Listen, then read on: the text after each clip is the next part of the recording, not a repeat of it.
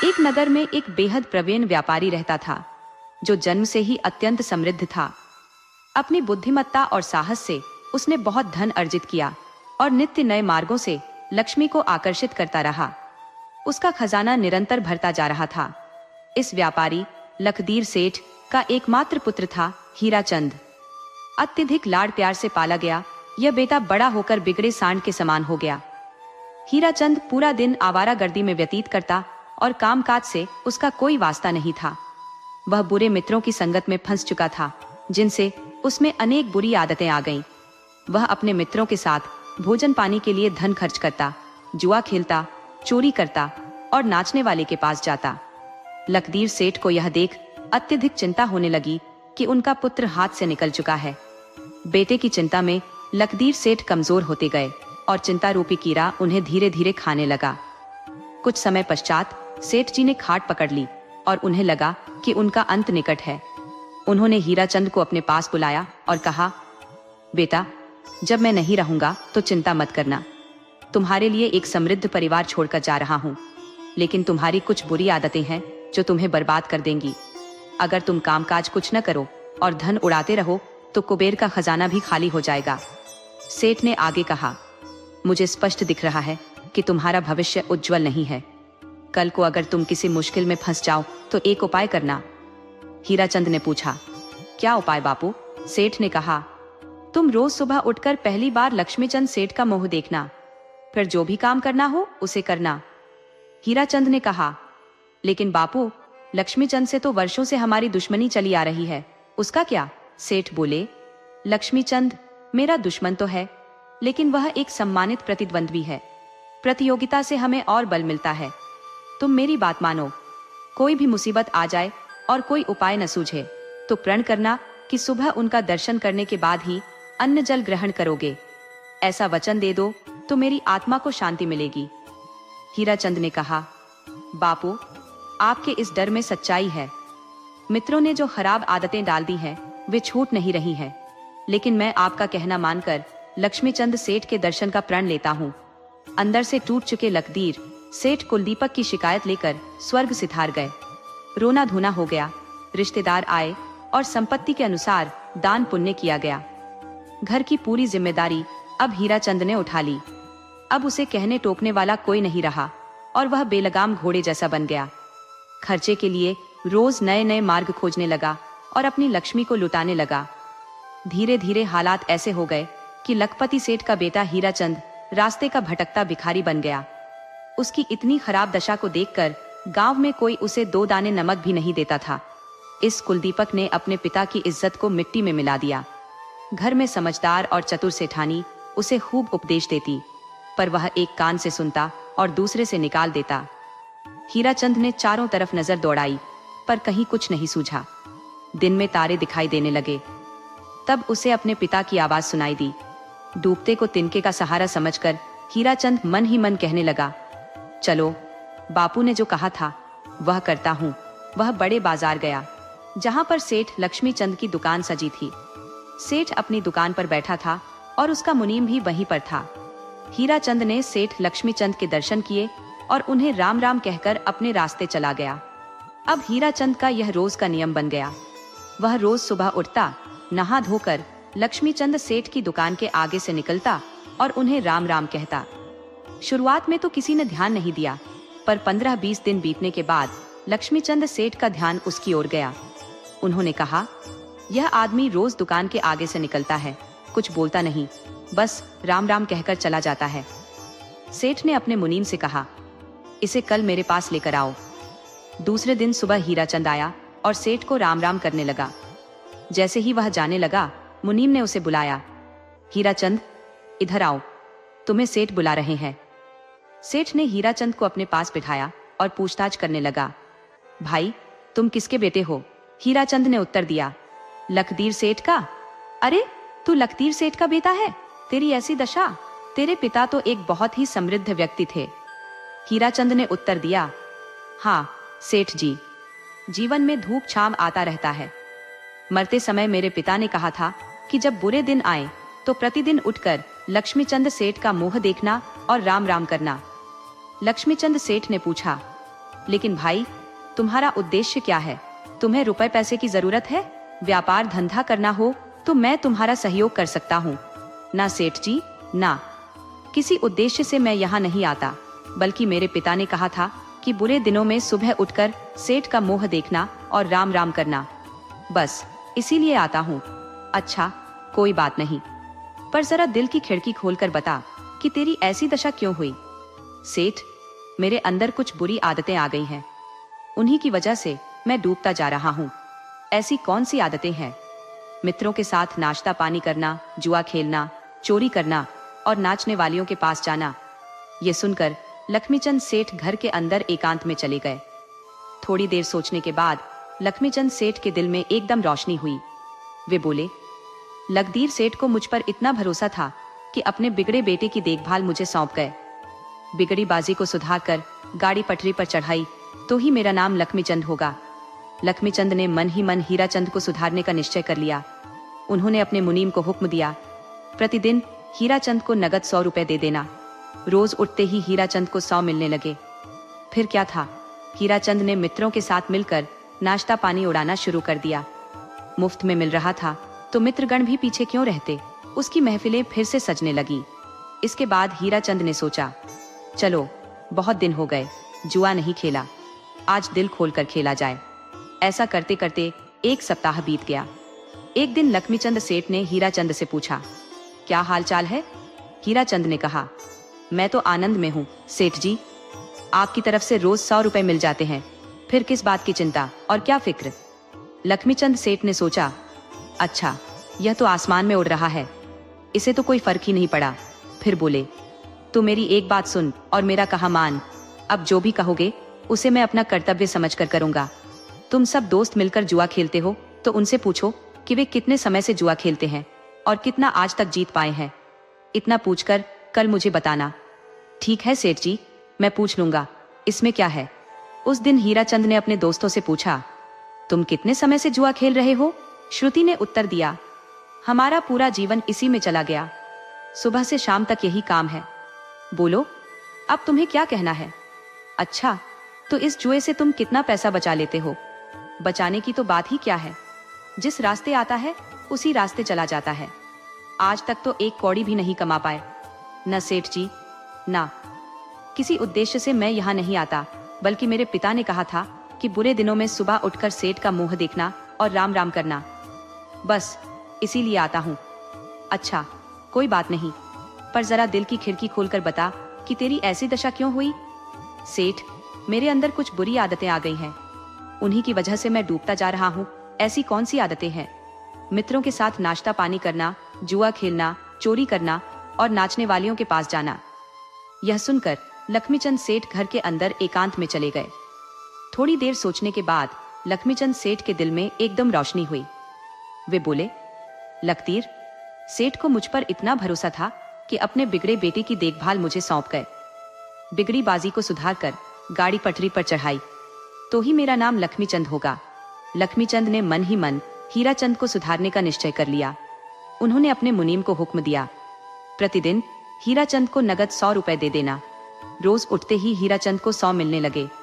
फिर क्या था, हीराचंद ने मित्रों के साथ मिलकर नाश्ता पानी उड़ाना शुरू कर दिया। मुफ्त में मिल रहा था तो मित्रगण भी पीछे क्यों रहते। उसकी महफिलें फिर से सजने लगी। इसके बाद हीराचंद ने सोचा, चलो बहुत दिन हो गए जुआ नहीं खेला, आज दिल खोलकर खेला जाए। ऐसा करते करते एक सप्ताह बीत गया। एक दिन लक्ष्मीचंद सेठ ने हीराचंद से पूछा, क्या हाल चाल है? हीराचंद ने कहा, मैं तो आनंद में हूँ सेठ जी, आपकी तरफ से रोज 100 रुपए मिल जाते हैं, फिर किस बात की चिंता और क्या फिक्र? लक्ष्मीचंद सेठ ने सोचा, अच्छा, यह तो आसमान में उड़ रहा है, इसे तो कोई फर्क ही नहीं पड़ा। फिर बोले, तो मेरी एक बात सुन और मेरा कहा मान। अब जो भी कहोगे उसे मैं अपना कर्तव्य समझकर करूंगा। तुम सब दोस्त मिलकर जुआ खेलते हो तो उनसे पूछो कि वे कितने समय से जुआ खेलते हैं और कितना आज तक जीत पाए हैं। इतना पूछकर कल मुझे बताना। ठीक है सेठ जी, मैं पूछ लूंगा, इसमें क्या है? उस दिन हीराचंद ने अपने दोस्तों से पूछा, तुम कितने समय से जुआ खेल रहे हो? श्रुति ने उत्तर दिया, हमारा पूरा जीवन इसी में चला गया, सुबह से शाम तक यही काम है।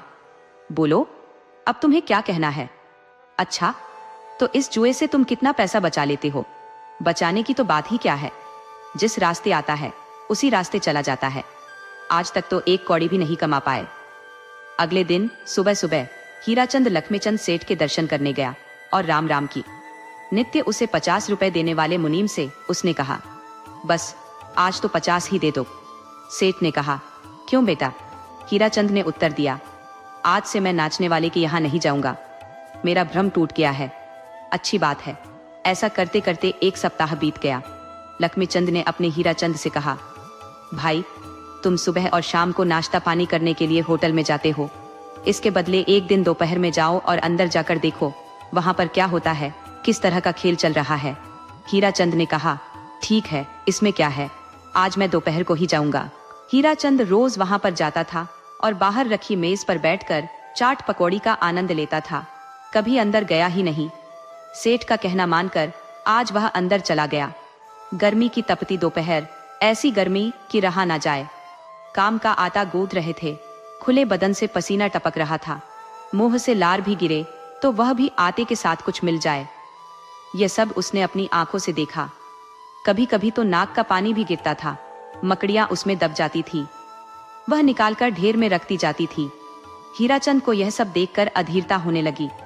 उसने कहा, आज तक मैं ऐसा गंदा और मटमैला ही खाता रहा, इसकी अपेक्षा घर का भोजन कितना बेहतर है। उसने होटल का त्याग कर दिया और मन ही मन में निश्चय किया कि आज के बाद कभी इस होटल की सीढ़ियों पर कदम नहीं रखेगा। अगली सुबह हीराचंद ने फिर सेठ का दर्शन किया और उसे राम राम की। मुनीम 25 रुपए देने वाला था। तब उसने कहा, रहने दो, अब पैसे नहीं चाहिए। सेठ ने कहा, क्यों बेटा, क्या होटल के नाश्ता पानी से तेरा मन उड़ गया? हीराचंद ने उत्तर दिया, हाँ, अब एक ही बुरी आदत रह गई है, चोरी करना। सेठ ने कहा, तो तुम ऐसा करो, राजमहल में जाओ और राजा के पलंग के नीचे जड़े हुए रत्नों को निकालो, तुम्हारी चोरी और चतुराई की परीक्षा होगी। हीराचंद ने उत्तर दिया, अच्छा, जैसा आप कहें। चोरी करना तो मेरे बाएं हाथ का खेल है। घोर अंधेरी रात थी, सारा नगर निश्चिंत होकर सो रहा था। हीराचंद राजमहल में सेंध लगाने के लिए निकल पड़ा। उसी समय नगर का राजा, जो भेष बदलकर घूम रहा था, उसने हीराचंद को देख लिया और पूछा, अरे कौन हो तुम? हीराचंद ने उत्तर दिया, मैं तो चोर हूं, लेकिन तुम?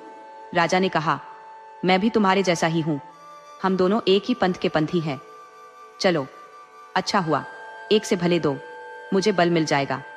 आज मैं राजमहल में चोरी करने वाला हूं। हीराचंद ने कहा, अच्छा चलो। दोनों पीछे के रास्ते से राजमहल के पास पहुंच गए। वहां पर राजमहल के चौकीदार इत्मीनान से सो रहे थे और खर्राटे भर रहे थे। तुम यहीं ठहरो, मैं अंदर जाकर राजा के पलंग के नीचे लगे रत्न निकाल कर लाता हूँ। तुम यहाँ रहना और अगर कुछ गड़बड़ हो तो मुझे आगाह कर देना। ये कहकर हीराचंद घर के भीतर चला गया। वह अपने काम में बड़ा माहिर था। वह छुपते छुपाते राजा के कमरे में पहुंच गया और वहां पलंग के नीचे जड़े रत्न निकाल लिए। बाहर आकर उसने ब्रश बदले हुए राजा को चारों रत्न दिखाए और कहा, यह देखो, इनमें से 2 तुम्हारे हैं और 2 मैं रख लेता हूँ। यह कहकर दोनों अपने अपने रास्ते चल दिए। अगली सुबह महल में खलबली मच गई कि राजमहल में चोरी हो गई है। राजा ने अपने मंत्रियों को आदेश दिया कि जाकर देखें क्या क्या सामान चोरी हुआ है। मंत्री बहुत ही चालाक था। उसने मौके का फायदा उठाते हुए राजा की तिजोरी भी साफ कर दी और सारे हीरे जवाहरात अपने घर पहुंचा दिए। फिर वह राजा के पास गया और बोला, महाराज, आपके पलंग के नीचे के चारों रत्न और पूरी तिजोरी भी खाली है। लेकिन राजा जानता था कि हीरे सिर्फ पलंग के नीचे के ही निकाले गए हैं। फिर भी वह मंत्री की बेईमानी देखकर चुप ही रहा। इधर हीराचंद उन चारों रत्नों को लेकर सेठ जी के पास पहुंचा और उन्हें दिखाया। सेठ ने कहा, शाबाश, तुझमें तो बहुत हिम्मत है और सच बोलने के कारण मेरे मन में तेरे लिए सम्मान का भाव उत्पन्न हो रहा है। उधर राजा ने सोचा कि चोर सच्चा है और मेरे हिस्से के 2 रत्न भी मुझे लौटा गया। हिम्मत वाला और बहादुर भी था।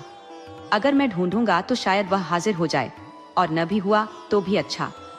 राजा ने पूरे नगर में ढंढोरा पिटवा दिया कि जिसने चारों रत्न चुराए हैं वह राजा के सामने हाजिर हो जाए तो उसे अभयदान दिया जाएगा, उसकी जान बख्श दी जाएगी। लक्ष्मीचंद सेठ और हीराचंद दोनों रत्न लेकर राजा के महल में हाजिर हुए। राजा ने कहा, व्यापारी का बेटा होते हुए भी ऐसे काम में लग गया। लक्ष्मी चंद ने जड़ से लेकर छोटी तक सारी कहानी राजा को बताई। सुनकर राजा आश्चर्यचकित हो गया। फिर राजा ने अपने मंत्री को बुलाया और कहा, राजमहल में कितनी चोरी हुई है? सारी सच्चाई हीराचंद के सामने उजागर हुई। राजा ने कहा, अगर रत्न ही नहीं चुराए थे तो तिजोरी कैसे खाली हो गई? राजा ने मंत्री के घर की तलाशी करवाई और चोरी का सारा माल पकड़ा गया। राजा ने मंत्री से कहा, यह अच्छा नहीं किया तुमने। उसी समय मंत्री को गिरफ्तार करने का आदेश दे दिया गया। राजा ने हीराचंद की ओर देखा और कहा, तुम इतने चतुर और होशियार होते हुए भी इस तरह के काम में क्यों लगे हो? मेरी मानो, मैं तुम्हें अपने राज खजाने से एक बड़ा इनाम देता हूँ। इस इनाम से तुम अपना व्यापार फिर से शुरू करो और अपने पिता का नाम रोशन करो। अब हीराचंद की सारी बुरी आदतें छूट चुकी थीं। उसने राज द्वारा मिले हुए धन का उपयोग करते हुए फिर से एक नया व्यापार खड़ा कर लिया और एक इज्जतदार जिंदगी जीने लगा।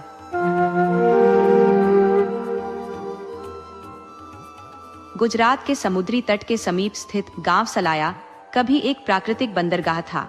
यहाँ बंदरगाह के किनारे सभी प्रकार के समुद्री वाहनों की मरम्मत होती थी, जहाँ लोहार, बढ़ई और अन्य कारीगर अपनी जीविका कमाते थे। दूर दूर से आने वाले जहाज यहाँ अपना लंगर डालते थे। इस गांव के कई पुरुष इन जहाजों पर काम करते थे और अन्य देशों की समुद्री यात्राओं पर जाते थे। देश प्रदेश के छोटे बड़े व्यापारी यहाँ अपने माल का व्यापार करते थे। प्रतिदिन सुबह एक महिला बंदरगाह पर खड़ी हो जाती थी। समुद्री यात्रा से वापस आने वाले यात्रियों से मिलती और पूछती, तुम कहाँ से आ रहे हो भाई? क्या तुमने मेरे पति का समाचार सुना है? जब यात्री उसका नाम पूछते तो वह संकोच में पड़ जाती। उनका नाम जमुना दास है। जब वे गए थे तो लोग उन्हें जमुना कहते थे। यात्रियों का उत्तर अक्सर निराशाजनक होता, नहीं बहन, हमें उनके बारे में कोई जानकारी नहीं है।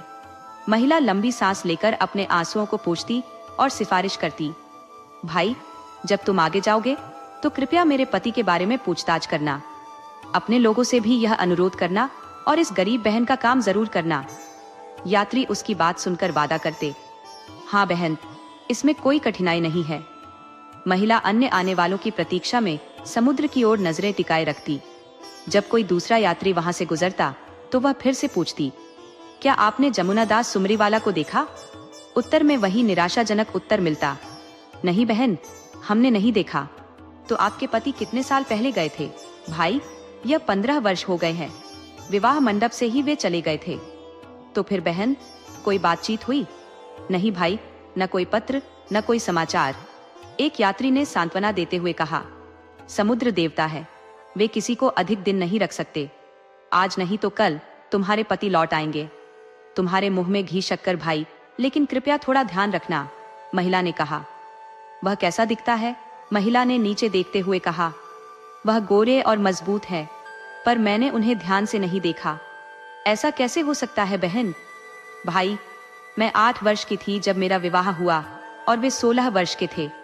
उनके पिता ने दोबारा विवाह कर लिया और घर में झगड़े होने लगे। तब मेरे पति ने अलग घर बसाने के लिए परदेश में जाकर कमाई करने का निर्णय लिया और यात्रा पर निकल पड़े। मैंने सोचा कि जब तक मैं घर संभालने योग्य बनूं, वे वापस आ जाएंगे, लेकिन अब तक नहीं आए। सागर यात्री सागर के वफादार और साहसी होते हैं। सागर पर उनकी अटूट आस्था होती है। वे आश्वासन देते हुए कहते हैं, बहन, मैं नए सफर पर जाता रहता हूँ। अवश्य ही तुम्हारे पति की खोजबीन करूंगा। बाकी सब समय का फेरबदल है। आज दुख है तो कल सुख भी होगा। मैं भी इसी आशा पर जीवित हूँ। पिछले 5 वर्षों से सलाया की बंदरगाह पर यह महिला नित्य एक ही सवाल पूछती थी। उसका नाम नाथीबाई था। वह खेलाराम की पुत्री और पंडाया के हरिश्चंद्र की पत्नी थी। गेलाराम की मृत्यु हो चुकी थी और उनके पीछे नाथीबाई और उसकी माँ ही अकेली बची थी। माँ बेटी गांव में अनाज मजदूरी करके अपना जीवन यापन करती थी। नाथीबाई का पति जमुना दास विवाह के तुरंत बाद ही परदेश चला गया था। पुत्र के ब्याह के बाद उसके पिता ने स्वयं भी पुनः शादी कर ली। घर में नई सासू आई और झगड़े होने लगे। वर्षों तक यही चलता रहा। नाथीबाई रोज बंदरगाह पर जाकर नए मर्दों से अपने पति के बारे में पूछती थी। ये बात गांव में फैल गई और एक दिन सासू ने झगड़ा किया और नाथीबाई को उसकी माँ के पास भेज दिया। माँ बेटी के बीच भी इस बात को लेकर काफी खींचातानी हुई। नाथीबाई चुपचाप समुद्र के किनारे जाकर पति की खबर लेने लगी। दिन बीतते गए, महीने बीते और वर्षों बीत गए। जमुना दास को गए हुए 15 वर्ष हो गए थे। न उसकी कोई खबर आई, न कोई चिट्ठी। धीरे धीरे उसकी आशा टूटने लगी, धीरज कमजोर पड़ने लगा, परंतु श्रद्धा नष्ट नहीं हुई। माँ बेटी का जीवन संघर्ष में बन गया था। अचानक एक दिन आशा की एक किरण जगी। एक सुबह एक आदमी नाथीबाई के घर आया और पूछा, बहन, अब तू सागर किनारे क्यों नहीं आती? 2 दिन से राह देख रहा हूँ, तू नहीं आई, इसलिए आज मैं आया हूँ। नाथीबाई ने उस आदमी को पहले भी कई बार देखा था और उससे अपने पति के बारे में पूछताछ करती रहती थी। क्या भाई, है कोई समाचार? समाचार तो है बहन, परंतु अच्छा नहीं है। क्या? रोज यही कहती थी, इसलिए मैंने मुंबई में जाकर पूछताछ की और आखिरकार पता लगा ही लिया। आज से 7 वर्ष पहले सुंदर जी का वाहन वतन वापस आ रहा था। उसे चीनी लुटेरों ने पकड़ लिया था और साथ में तेरा पति भी पकड़ा गया था। तब वहां से एक खत अबे से भेजा गया जिसमें तेरे पति का नाम भी था। लगभग 30 आदमी पकड़े गए थे। तो भाई, उन लुटेरों ने बंधकों को छोड़ने के एवज में कितनी रकम मांगी? पेश की तो सबकी मिलाकर 40,000 कोरी मांगी गई। अकेले जमुना दास का 6,000 कोरी जितना है। सभी को एक द्वीप पर रखा गया है। यह द्वीप अबे से 150 कोस दूर मध्य समुद्र में स्थित है। वहां समुद्री लुटेरों का ठिकाना है। ऐसा समाचार मिला है। बहुत मेहरबानी भाई। फिर वह आदमी सारा समाचार सुनाकर वहां से चला गया, परंतु माँ बेटी को नए दुख की वेदना में डाल गया। नाथीबाई के संग कोई पुरुष नहीं था। निराश्रित और असहाय, उसकी इंद्रियों का कोई सहारा नहीं था। कहाँ थे अमेज, कहाँ समुद्री लुटेरे और कहाँ सलाया? माँ ने कहा, जमुना दास के पिता हरिश्चंद्र को सूचना दे देते हैं। अरे, अगर पिता को परवाह होती तो क्या 15 वर्ष बीत जाते? उनसे उम्मीद रखना बेकार था। नाथीबाई दिन भर भूत की तरह भटकती रही। उसका हृदय अनजाने दुख से व्यथित था। कहाँ जाऊं, किससे पूछूं? समुद्री लुटेरों को कौन पकड़ेगा? वह अपने पति के दर्द की कल्पना करने लगी। कल्पना की तरंगों में उसे अपना दुख थोड़ा कम लगने लगा। उसने सोचा कि 7 वर्षों से मेरे पति समुद्र पर नजरें गड़ाए होंगे कि कोई आएगा, कोई तो छुड़ाएगा। उनके हृदय में भी ऐसी ही आशा उठती होगी। उनके पैरों में जंजीरें बंधी होंगी, परंतु उन्हें छुड़ाने कौन जाएगा? पिता तो है नहीं और माँ तो है ही नहीं। कभी कभी उसके मन में एक विचार कौंधता, क्यों नहीं, उनका कोई नहीं है तो मैं हूं ना, मैं जाऊंगी। विचार दृढ़ता में बदल गया। नाथीबाई ने मन ही मन निर्णय कर लिया कि मैं ही जाऊंगी। वैसे भी इस तरह के अस्त व्यस्त जीवन का क्या फायदा? नाथीबाई ने अपने विचार माँ को बताए। माता को बहुत क्रोध आया। उसने बेटी को धमकाया, परंतु नाथीबाई का मन नहीं बदला। आखिरकार माता ने कहा, अगर तुम्हें जाना ही है तो मैं भी साथ आऊंगी। मेरा यहाँ पर क्या है? माँ बेटी ने अपना सलाया का घर बंद कर दिया। अपने घर की सारी वस्तुएं बेच डाली। अपने गहने जेवर तक बेचे। नाथीबाई ने 3,000 कोरी का इंतजाम कर लिया। फिर वे दोनों माँ बेटी एक व्यापारी के पास गईं। जब उस व्यापारी ने 2 स्त्रियों को बिना किसी पुरुष के आते देखा तो वह हैरान रह गया। उसने माँ बेटी के खाने पीने का प्रबंध किया। फिर सेठ बोला, अरे बहन, तूने इतना कष्ट उठाया, इसके लिए तो मैं तुम्हें धन्यवाद देता हूँ। परंतु समुद्री लुटेरे दगाखोर होते हैं। वे पेश की भी खा जाते हैं और कैदियों को भी नहीं छोड़ते। नाथीबाई ने कहा, भाई, मैं तो जरूर जाऊंगी। उन लुटेरों के पास भी आदमी होंगे, उनकी भी बहू बेटियां होंगी। उनके समक्ष अपना आंचल फैलाऊंगी, पैर पढ़ूंगी, विनती करूंगी, परंतु अपने पति को वापस लेकर ही आऊंगी। तुम कृपया मेरे लिए एक समुद्री वाहन की व्यवस्था कर दो। उस व्यापारी की आंखों में आंसू आ गए। वह बोला, मैं तुम्हारी हिम्मत को धन्यवाद देता हूँ, परंतु लुटेरों के पास अपना समुद्री वाहन कौन भेजेगा? नाथीबाई ने कहा, कोई भी उपाय करो। टूटा फूटा तेल जैसा कोई भी समुद्री वाहन मुझे चलेगा। मैं जिंदगी भर तुम्हें आशीर्वाद दूंगी। तब सेठ सिर पर हाथ रखकर सोचने लगा और बोला, बहन, अगर तेरी मदद नहीं की तो भगवान को मैं क्या मुंह दिखाऊंगा? तुम ठहरो, मैं सांझ तक कुछ व्यवस्था करता हूँ। शाम तक सेठ ने एक भारी रकम चुकाकर उनके लिए एक नौका का इंतजाम कर दिया। फिर सेठ बोला, बहन, मैं तुम्हें रोकूंगा नहीं, पर अकेले जाने भी नहीं दूंगा। यह मेरा इकलौता पुत्र हासम है, इसे तुम्हारे साथ भेजता हूँ। यह उन लुटेरों और तुम्हारी भाषा दोनों जानता है, तो यह तुम्हारी मदद जरूर करेगा। रात के समय में नाथीबाई, उनकी माता और सेठ का जवान बेटा हासम, ये तीनों यात्री उस नौका पर रवाना हो गए। 3 दिन की लंबी यात्रा के बाद वे उस द्वीप पर पहुंचे जहां समुद्र के बीच लुटेरे अपनी मजबूत किलेबंदी में रहते थे। द्वीप के चारों ओर लुटेरों ने कठोर पहरा लगा रखा था। पहरेदारों ने नौका को रुकवाया। वाहन को द्वीप कार्यालय जाने वाला जानकर किनारे पर ही रोक दिया गया। नाथीबाई, उनकी माता और हासम किनारे पर उतरे। 2 औरतों को देखकर लुटेरों का मुखिया अचंभित हुआ और वाहन के करीब आया। हासम चीनी और मलाई दोनों भाषाएं जानता था। उसने दोनों औरतों के आने का कारण विस्तार से मुखिया को बताया। मुखिया यह सुनकर बहुत ही चकित हुआ। मुखिया ने नाथीबाई के सिर पर हाथ रखा और बोला, यह सौराष्ट्र की एक लड़की जो अपने पति की खोज के लिए यहाँ आई है, यह अद्भुत है। धन्य है तेरी पति भक्ति और श्रद्धा। तू लुटेरों के किले में क्यों आई है? क्या तुझे मालूम नहीं कि हम लुटेरे हैं? हम तुझे पकड़कर तेरा बुरा हाल भी कर सकते हैं। तुझे डर नहीं लगता? हाशिम ने नाथीबाई की बात मुखिया को उसी की भाषा में समझाई। मुखिया नाथीबाई को देखता रहा। नाथीबाई बोली, हाँ भाई, इसे समझा दो कि मैं मनुष्य जाति में विद्यमान ईश्वर पर विश्वास लेकर यहाँ आई हूँ। तुम्हारी भी बहन बेटियां होंगी, उन्हें याद करके मेरे पति को छोड़ दो या फिर मुझे पकड़ लो। मेरे लिए दोनों ही बराबर है। हम पति पत्नी दोनों मुक्त हो जाएं या दोनों कैद हो जाएं, किसी भी दशा में रहने के लिए मैं तैयार होकर आई हूँ। मैं तुम्हारी बेटी जैसी हूँ, जैसा तुम्हें तुम्हारा ईश्वर करे तुम वैसा करो। नाथीबाई की दृढ़ता और उनके अंदर छिपी उत्कंठा को देखकर लुटेरों का सरगना अत्यंत प्रभावित हुआ। उसने सौराष्ट्र के बंदियों को पेश करने का आदेश दिया। सरगना की आज्ञा से बेड़ियों में जकड़े हुए 25 वृद्ध और युवक सरगना के सामने लाए गए। सभी प्रेत के समान दिख रहे थे। मुखिया ने कहा, बहन देख लो, इनमें तेरा पति है या नहीं। नाथीबाई ने एक एक करके उन 25 कंकाल पुरुषों पर दृष्टि डाली। उनके चेहरों पर पीला पीलापन और सूखी हुई चमड़ी देखकर उसने अनुमान लगाया। सरगना ने जोर से आवाज लगाई, जमुना दास, अगर कोई है तो सामने आए। 30 साल के होते हुए भी 60 साल के बूढ़े जैसे दिखने वाला एक व्यक्ति आगे बढ़ा।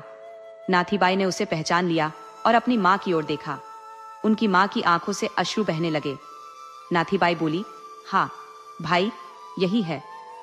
इतना कहकर नाथीबाई ने सरगना के पैरों में वह धनराशि रख दी जो वह साथ लाई थी।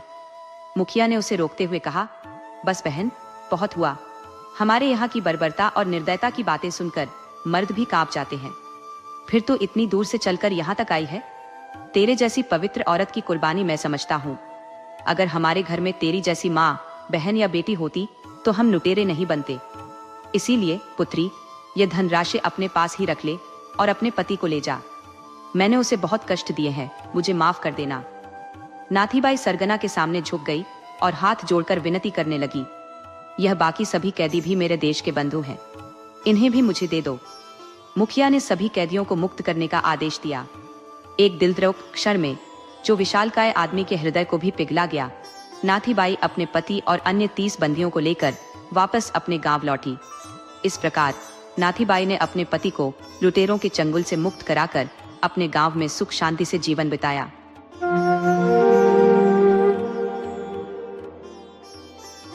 देवधर और मंगल की मित्रता ऐसी थी जैसे एक ही आत्मा के 2 अवयव हों। यदि एक को चोट लगती तो पीड़ा दूसरे को होती थी। वे दोनों बचपन से ही अभिन्न मित्र थे और अब उनकी मित्रता इतनी पुरानी हो चुकी थी कि लोग उनकी दोस्ती का उदाहरण देने लगे थे। वे दोनों अब वयस्क हो चुके थे, जिससे उनके माता पिता को उनके भविष्य की चिंता सताने लगी थी। परंतु दोनों में से कोई भी इसके लिए तैयार नहीं था, क्योंकि वे पहले अपना व्यवसाय स्थापित करना चाहते थे। दोनों ने अपना अपना व्यवसाय शुरू कर लिया था। एक दिन दोनों ने तय किया कि वे मिलकर व्यापार करेंगे और मिलकर व्यापार करने लगे। उनका व्यापार बहुत सफल हुआ और उन्होंने खूब धन अर्जित किया। उनकी सारी गरीबी दूर हो गई और वे ठाट बाट से रहने लगे। व्यापार जम जाने के बाद अब बारी थी उनके विवाह की। गांव की लड़कियों के साथ मंगल और देवधर की शादी कर दी गई। शादी के बाद देवधर के स्वभाव में कुछ परिवर्तन आने लगा, जिसका कारण उसकी पत्नी थी। देवधर की पत्नी मंगल को पसंद नहीं करती थी और उसे मंगल से बहुत ईर्ष्या थी। वह अक्सर अपने पति को उसके मित्र के खिलाफ भड़काती रहती और कहती कि मंगल एक अच्छा इंसान नहीं है और कभी भी आपको व्यापार से बाहर निकाल सकता है। धीरे धीरे इन बातों का असर देवधर पर भी होने लगा। इस प्रकार 2-3 साल बीत गए और देवधर के मन में भी अपने मित्र के प्रति ईर्ष्या का भाव आ गया। जबकि मंगल एक सच्चा और सरल इंसान था, जिसके मन में कोई छल कपट नहीं था।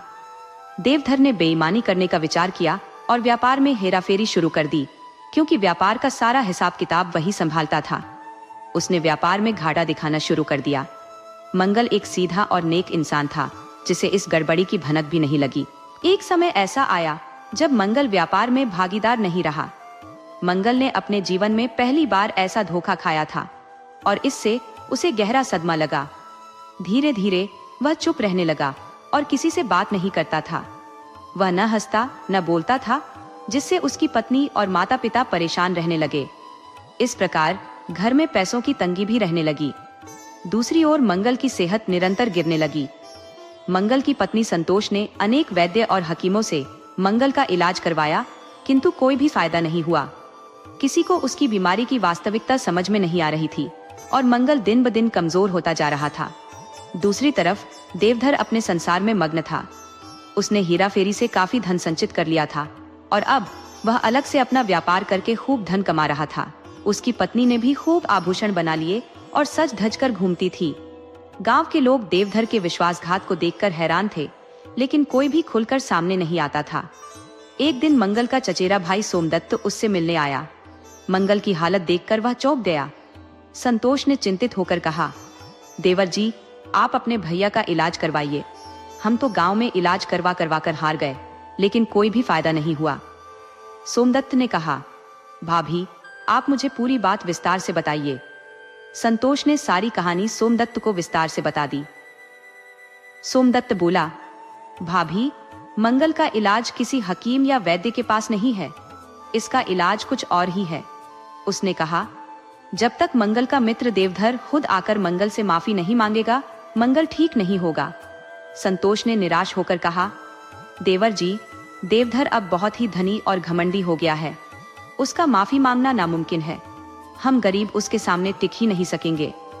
सोमदत्त ने दृढ़ता से कहा, मैं इस नामुमकिन काम को मुमकिन करके दिखाऊंगा। मैं बिना धन के भी उसे नीचा दिखाऊंगा। अगले दिन से ही सोमदत्त ने अपनी योजना पर काम करना शुरू कर दिया। जब देवधर अपनी दुकान पर जा रहा था, उसने देखा कि एक आदमी उसकी तरफ देखकर जोर जोर से हंस रहा था। देवधर को लगा कि वह यूं ही हंस रहा होगा। असल में वह सोमदत्त था, जो हंसकर वहां से भाग गया। थोड़ी ही दूर जाने के बाद देवधर ने देखा कि 4 लोग खड़े होकर आपस में बातें कर रहे थे। जैसे ही देवधर उनके पास से गुजरा, उनमें से एक ने देवधर की तरफ देखा, कुछ कहा और फिर सारे लोग जोर जोर से हंसने लगे। देवधर को लगा कि ये सभी लोग उसकी तरफ देखकर हंस रहे हैं। हो सकता है कि मेरी पगड़ी टेढ़ी है। उसने अपनी पगड़ी ठीक की और गुस्से में आगे बढ़ गया। अब वह अपनी दुकान पर पहुंच चुका था। जैसे ही वह दुकान के अंदर जाने लगा, एक छोटा सा बालक उधर से जोर जोर से हंसता हुआ गुजर रहा था। देवधर का क्रोध और बढ़ गया। उसने बालक को बुलाकर पूछा, ऐ लड़के, क्यों हंसता है? लड़के ने कहा, यूं ही, और वहां से चला गया। असल में यह सब सोमदत्त की योजना थी। उसने गांव के कुछ लोगों को अपने साथ मिला लिया और देवधर को जगह जगह देखकर उस पर हंसने लगते, जिससे देवधर को क्रोध आ रहा था। देवधर का आज दुकान में मन नहीं लग रहा था। उसे लग रहा था कि आज जरूर कहीं ना कहीं कोई गड़बड़ है। कभी वह शीशे में देखता, कभी अपने कपड़ों पर नजर डालता, परंतु उसे कुछ भी समझ में नहीं आ रहा था। दोपहर को एक दाढ़ी वाला व्यापारी उसकी दुकान पर आया और देवधर से एक बड़ा सौदा तय करना चाहता था, परंतु देवधर का ध्यान तो आज कहीं और ही था। उस दाढ़ी वाले व्यापारी ने 2-3 बार अपनी दाढ़ी पर हाथ फेरा और बातों बातों में देवधर की ओर देखकर जोर जोर से हंसने लगा। फिर बोला, सेठ जी, सौदा करने के लिए मैं फिर कभी आऊंगा। देवधर को लगा कि उसकी अपनी दाढ़ी में शायद कुछ लगा है। वह बार बार अपनी दाढ़ी पर हाथ फेरने लगा। जैसे तैसे दिन बीत गया। आज उसका मन व्यापार में नहीं लगा, इस कारण बिक्री भी कम हुई थी। घर जाकर देवधर ने सारी बातें अपनी पत्नी को बताई। वह भी यह सब सुनकर परेशान हो गई। पत्नी ने देवधर के कपड़ों और पगड़ी को ध्यान से देखा, पर सब कुछ ठीक ठाक था। अगले दिन फिर जब वह काम से जा रहा था, तो उसने लोगों को पुष्ट करते हुए और हंसते हुए देखा। अब उसे हर समय यही लगने लगा कि हो ना हो, लोग उसी को देखकर कानाफूसी करते हैं और हंसते हैं। जरूर ही ये लोग मेरी बातें कर रहे होंगे। उसने 2-4 बार लोगों की बातें सुनने की कोशिश की, परंतु अपने बारे में एक शब्द भी उसे सुनाई नहीं दिया। अब उसे जहां भी लोग हंसते दिखाई देते, उसे लगता कि लोग उसका मजाक बना रहे हैं। इन्हें सबक सिखाना जरूरी है, उसने सोचा। अगले दिन जब कोई व्यक्ति उस पर हंसा तो देवधर ने चिल्लाकर कहा, ए पागल कहीं के। उधर से उस व्यक्ति ने भी चिल्लाकर कहा, तू पागल, पागल कहीं का आ। तभी वहां से कुछ मनचले लड़कों की एक टोली गुजर रही थी। यह सब देखकर वे भी देवधर के साथ मुस्करी करने लगे और उसे पागल, पागल कहीं का कहकर चिढ़ाने लगे। देवधर आग बबूला हो गया और उन्हें मारने के लिए दौड़ा। एक सप्ताह के अंदर हालत ये हो गई कि जब देवधर इधर उधर निकलता, लोग कहते, पागल है, पागल कहीं का। यह सुनकर वह चला जाता और गुस्से में पागलों जैसी हरकतें करने लगता। उसका व्यापार अब मंद पड़ने लगा था। धीरे धीरे उसकी हालत खराब होने लगी। अगले दिन गांव के जमींदार के बेटे की शादी थी। जमींदार ने सारे गांव के लोगों को दावत पर बुलाया था।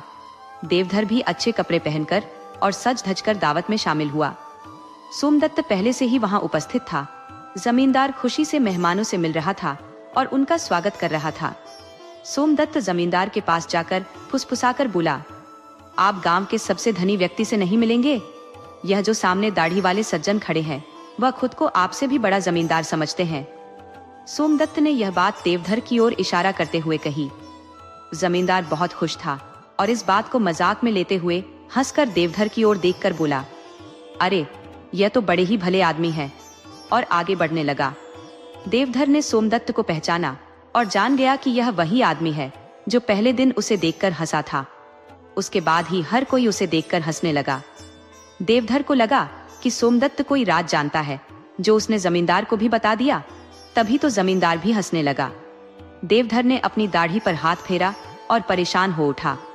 वह सोमदत्त से मिलने के लिए भागा, परंतु तब तक सोमदत्त वहां से गायब हो चुका था। अगले दिन सुबह देवधर ने अपनी दाढ़ी साफ करवा ली और सोमदत्त को ढूंढने निकल पड़ा। उसके मन में यह बात चल रही थी कि सोमदत्त ने जमींदार को क्या बताया होगा। थोड़ी ही दूर जाने पर सोमदत्त दिखाई दे गया। देवधर ने उससे रात की बात पूछी। सोमदत्त ने कहा, मैं एक ही शर्त पर तुम्हें जमींदार वाली बात बता सकता हूँ। तुम्हें मेरी एक बात माननी पड़ेगी। देवधर बोला, भैया, धन मांगने के अलावा तुम जो भी कहोगे मैं वह करने को तैयार हूँ। ये सुनकर सोमदत्त देवधर को मंगल के घर ले गया और बोला, पहले इनसे माफी मांगो, फिर बताऊंगा। देवधर ने पलंग पर लेटे हुए व्यक्ति से तुरंत माफी मांग ली। भैया, मुझे माफ कर दो। वह व्यक्ति पलंग से उठकर बैठ गया और उसके चेहरे पर पतली सी मुस्कान आई। देवधर हैरान रह गया कि यह उसका अपना मित्र मंगल था। उसकी इतनी दुर्बल और बीमार हालत के कारण वह अपने बचपन के मित्र को भी पहचान न सका। देवधर के मन में पश्चाताप होने लगा। तब सोमदत्त ने कहा, मैंने तो जमींदार से आपकी प्रशंसा ही की थी। देवधर के मन में पश्चाताप होने लगा। उसने अपने मित्र के साथ जो धोखेबाजी की थी, उसके लिए वह पुनः माफी मांगने लगा और मंगल को गले से लगा लिया। देवधर ने सारा धन जो उसने धोखेबाजी से कमाया था, वह मंगल को लौटा दिया। मंगल ने अपना अलग व्यापार शुरू कर लिया और पूरी तरह स्वस्थ हो चुका था। अब दोनों मित्र थे, परंतु अलग अलग व्यापार करते थे।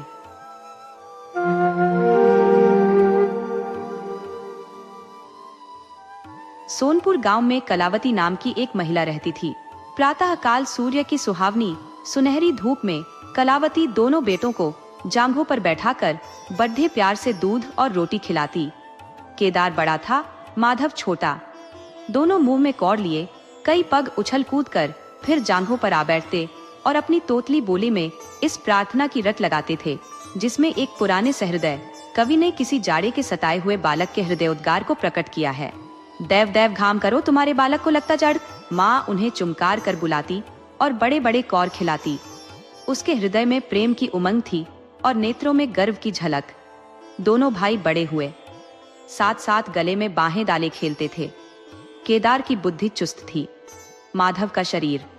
दोनों में इतना स्नेह था कि साथ साथ पाठशाला जाते, साथ साथ खाते और साथ ही साथ रहते थे। दोनों भाइयों का ब्याह हुआ। केदार की वधू चंपा अमित भाषणी और चंचला थी। माधव की वधू श्यामा सांवली सलोनी रूप राशि की खान थी। बड़ी ही मृदु भाषणी, बड़ी ही सुशीला और शांत स्वभाव थी। केदार चंपा पर मोहे और माधव श्यामा पर रीझे, परंतु कलावती का मन किसी से न मिला। वह दोनों से प्रसन्न और दोनों से अप्रसन्न थी। उसकी शिक्षा दीक्षा का बहुत अंश इस व्यर्थ के प्रयत्न में व्यय होता था कि चंपा अपनी कार्यकुशलता का एक भाग श्यामा के शांत स्वभाव से बदल ले। दोनों भाई संतानवान हुए। हरा भरा वृक्ष खूब फैला और फलों से लद गया। कुत्सित वृक्ष में केवल एक फल दृष्टिगोचर हुआ, वह भी कुछ पीला सा मुरझाया हुआ। किंतु दोनों अप्रसन्न थे। माधव को धन संपत्ति की लालसा थी और केदार को संतान की अभिलाषा। भाग्य की इस कूटनीति ने शनैः शनैः द्वेष का रूप धारण किया, जो स्वाभाविक था। श्यामा अपने लड़कों को संवारने सुधारने में लगी रहती। उसे सिर उठाने की फुर्सत नहीं मिलती थी। बेचारी चंपा को चूल्हे में जलना और चक्की में पिसना पड़ता। यह अनीति कभी कभी कटु शब्दों में निकल जाती। श्यामा सुनती, कुड़ती और चुपचाप सह लेती, परंतु उसकी यह सहनशीलता चंपा के क्रोध को शांत करने के बदले और बढ़ाती। यहाँ तक कि प्याला लबालब भर गया। हिरण्य भागने की राह न पाकर शिकारी की तरफ लपका। चंपा और श्यामा समकोण बनाने वाली रेखाओं की भांति अलग हो गई। उस दिन एक ही घर में 2 चूल्हे जले, परंतु भाइयों ने दाने की सूरत न देखी और कलावती सारे दिन रोती रही। कई वर्ष बीत गए। दोनों भाई, जो किसी समय एक ही पालथी पर बैठते थे, एक ही थाली में खाते थे और एक ही छाती से दूध पीते थे, उन्हें अब एक घर में, एक गांव में रहना कठिन हो गया। परंतु कुल की साख में बत्ता न लगे, इसलिए ईर्ष्या और द्वेष की धधकी हुई आग को राख के नीचे दबाने की व्यर्थ चेष्टा की जाती थी। उन लोगों में अब भ्रातृ स्नेह न था, केवल भाई के नाम की लाज थी। माँ भी जीवित थी, पर दोनों बेटों का वैमनस्य देखकर आंसू बहाया करती। हृदय में प्रेम था, पर नेत्रों में अभिमान न था। कुसुम वही था, परंतु वह छटा न थी। दोनों भाई जब लड़के थे, तब एक को रोते देख दूसरा भी रोने लगता था। तब वह नादान, बेसमझ और भोले थे। आज एक को रोते हुए देख दूसरा हंसता और तालियां बजाता। अब वह समझदार और बुद्धिमान हो गए थे। जब उन्हें अपने पराये की पहचान न थी, उस समय यदि कोई छेड़ने के लिए एक को अपने साथ ले जाने की धमकी देता, तो दूसरा जमीन पर लौट जाता और उस आदमी का कुर्ता पकड़ लेता। अब यदि एक भाई को मृत्यु भी धमकाती, तो दूसरे के नेत्रों में आंसू न आते। अब उन्हें अपने पराये की पहचान हो गई थी। बेचारे माधव की दशा शोचनीय थी।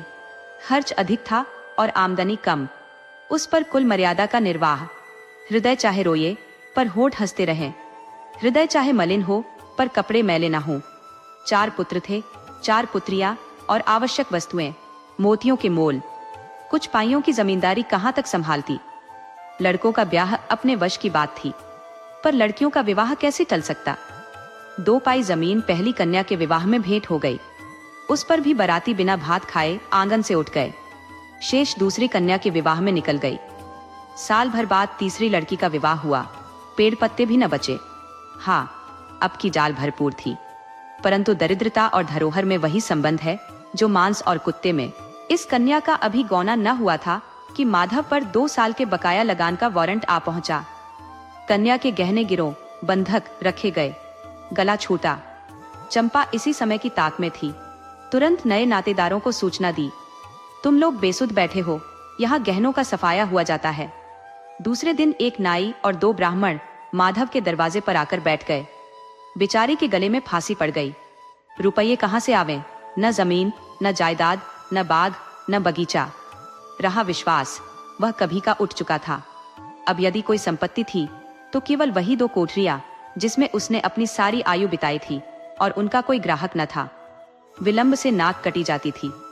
विवश होकर केदार के पास आया और आंखों में आंसू भरे बोला, भैया, इस समय मैं बड़े संकट में हूँ, मेरी सहायता करो। केदार ने उत्तर दिया, मधु, आजकल मैं भी तंग हो रहा हूँ, तुमसे सच कहता हूँ। चंपा अधिकारपूर्ण स्वर से बोली, अरे, तो क्या इनके लिए भी तंग हो रहे हैं? अलग भोजन करने से क्या इज्जत अलग हो जाएगी?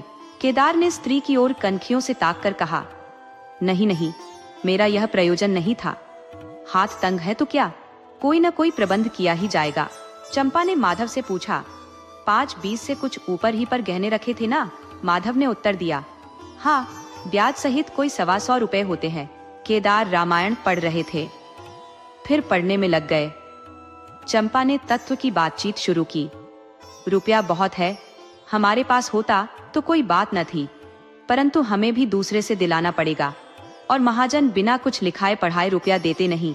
माधव ने सोचा, यदि मेरे पास कुछ लिखाने पढ़ाने को होता तो क्या और महाजन मर गए थे? तुम्हारे दरवाजे आता क्यों? बोला, लिखने पढ़ने को मेरे पास है ही क्या? जो कुछ जगह जायदाद है वह यही घर है। केदार और चंपा ने एक दूसरे को मर्मभेदी नयनों से देखा और मन ही मन कहा, क्या आज सचमुच जीवन की प्यारी अभिलाषाएं पूरी होंगी?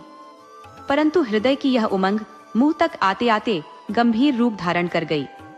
चंपा बड़ी गंभीरता से बोली, घर पर तो कोई महाजन कदाचित ही रुपया दे, शहर हो तो कुछ किराया ही आवे, पर गंवई में तो कोई सेंत में रहने वाला भी नहीं, फिर साझे की चीज ठहरी। केदार डरे कि कहीं चंपा की कठोरता से खेल बिगड़ न जाए। बोले, एक महाजन से मेरी जान पहचान है, वह कदाचित कहने सुनने में आ जाए। चंपा ने गर्दन हिलाकर इस युक्ति की सराहना की और बोली, पर 2-3-20 से अधिक मिलना कठिन है। केदार ने जान पर खेलकर कहा, अरे बहुत दबाने पर 4-20 हो जाएंगे, और क्या? अब की चंपा ने तीव्र दृष्टि से केदार को देखा और अनमनी सी होकर बोली, महाजन ऐसे अंधे नहीं होते। माधव अपने भाई भावच के इस गुप्त रहस्य को कुछ कुछ समझता था। वह चकित था कि इन्हें इतनी बुद्धि कहाँ से मिल गई। बोला, और रुपए कहाँ से आवेंगे? चंपा चिढ़कर बोली, और रुपयों के लिए और फिक्र करो, 125 रुपये इन 2 कोठरियों के इस जन्म में कोई न देगा। 4-20 चाहो तो एक महाजन से दिला दूं, लिखा पढ़ी कर लो। माधव इन रहस्यमय बातों से सशंक हो गया। उसे भय हुआ कि यह लोग मेरे साथ कोई गहरी चाल चल रहे हैं। दृढ़ता के साथ अड़कर बोला, और कौन सी फिक्र करूं? गहने होते तो कहता, लाओ रख दूं, यहाँ तो कच्चा सूत भी नहीं है। जब बदनाम हुए तो क्या 10 के लिए क्या 50 के लिए, दोनों एक ही बात है। यदि घर बेचकर मेरा नाम रह जाए तो यहाँ तक तो स्वीकार है, परंतु घर भी बेचूं और उस पर भी प्रतिष्ठा धूल में मिले, ऐसा मैं न करूंगा। केवल नाम का ध्यान है, नहीं एक बार नहीं कर जाऊं तो मेरा कोई क्या करेगा। और सच पूछो तो मुझे अपने नाम की कोई चिंता नहीं है। मुझे कौन जानता है, संसार तो भैया को हंसेगा। केदार का मुंह सूख गया। चंपा भी चकरा गई। वह बड़ी चतुर वाक निपुण रमणी थी। उसे माधव जैसे घमार से ऐसी दृढ़ता की आशा न थी। उसकी ओर आदर से देखकर बोली, लालू, कभी कभी तुम भी लड़कों की सी बातें करते हो। भला इस झोपड़ी पर कौन 100 रुपये निकाल कर देगा? तुम 125 के बदले 100 ही दिलाओ। मैं आज ही अपना हिस्सा बेचती हूँ, उतना ही मेरा भी तो है। घर पर तो तुमको वही 4-20 मिलेंगे। हाँ, और रुपयों का प्रबंध हम आप कर देंगे। इज्जत हमारी तुम्हारी एक ही है, वह न जाने पाएगी। वह रुपया अलग खाते में चढ़ा लिया जाएगा। माधव की इच्छाएं पूरी हुईं। उसने मैदान मार लिया। सोचने लगा, मुझे तो रुपयों से काम है, चाहे एक नहीं 10 खाते में चढ़ा लो। रहा मकान, वह जीते जी नहीं छोड़ने का। प्रसन्न होकर चला। उसके जाने के बाद केदार और चंपा ने कपट भेष त्याग दिया और बड़ी देर तक एक दूसरे को इस कड़े सौदे का दोषी सिद्ध करने की चेष्टा करते रहे। अंत में मन को इस तरह संतोष दिया कि भोजन बहुत मधुर नहीं, किंतु भर कठौत तो है। घर, हाँ, देखेंगे कि श्यामा रानी इस घर में कैसे राज करती हैं। केदार के दरवाजे पर 2 बैल खड़े हैं। इनमें कितनी संग शक्ति, कितनी मित्रता और कितना प्रेम है। दोनों एक ही जुए में चलते हैं, बस इनमें इतना ही नाता है। किंतु अभी कुछ दिन हुए जब इनमें से एक चंपा के मैके मंगनी गया था तो दूसरे ने 3 दिन तक नाद में मुंह नहीं डाला। परंतु शोक, एक गोद के खेले भाई, एक छाती से दूध पीने वाले आज इतने बेगाने हो रहे हैं कि एक घर में रहना भी नहीं चाहते। प्रातः काल था। केदार के द्वार पर गांव के मुखिया और नंबरदार विराजमान थे। मुंशी दाता दयाल अभिमान से चारपाई पर बैठे रेहन का मसविदा तैयार करने में लगे थे। बार बार कलम बनाते और बार बार खत रखते, पर खत की शान न सुधरती थी। केदार का मुखारविंद विकसित था और चंपा फूली नहीं समाती थी। माधव कुम्हलाया और म्लान था। मुखिया ने कहा, भाई ऐसा हित, न भाई ऐसा शत्रु। केदार ने छोटे भाई की लाज रख ली। नंबरदार ने अनुमोदन किया, भाई हो तो ऐसा हो। मुख्तार ने कहा, भाई सपूतों का यही काम है। दाता दयाल ने पूछा, रेहन लिखने वाले का नाम? बड़े भाई बोले, माधव वल्द शिवदत्त। और लिखाने वाले का? केदार वल्द शिवदत्त। माधव ने बड़े भाई की ओर चकित होकर देखा। आंखें दबदबा आईं। केदार उसकी ओर देख न सका। नंबरदार, मुखिया और मुख्तार भी विस्मित हुए। क्या केदार खुद ही रुपया दे रहा है? बातचीत तो किसी साहूकार की थी। जब घर ही में रुपया मौजूद है तो इस रेहननामे की आवश्यकता ही क्या थी? भाई भाई में इतना अविश्वास। अरे राम राम, क्या माधव 80 रुपये का भी महंगा है? और यदि दबा ही बैठता तो क्या रुपए पानी में चले जाते? सभी की आंखें सैन द्वारा परस्पर बातें करने लगी, मानो आश्चर्य की अथाह नदी में नौकाएं डगमगाने लगी। श्यामा दरवाजे की चौखट पर खड़ी थी। वह सदा केदार की प्रतिष्ठा करती थी, परंतु आज केवल लोकरीति ने उसे अपने जेठ को आड़े हाथों लेने से रोका। बूढ़ी अम्मा ने सुना तो सूखी नदी उमड़ आई। उसने एक बार आकाश की ओर देखा और माथा ठोंक लिया। अब उसे उस दिन का स्मरण हुआ आया जब ऐसा ही सुहावना सुनहरा प्रभात था और दो प्यारे प्यारे बच्चे उसकी गोद में बैठे हुए उछल कूद कर दूध रोटी खाते थे।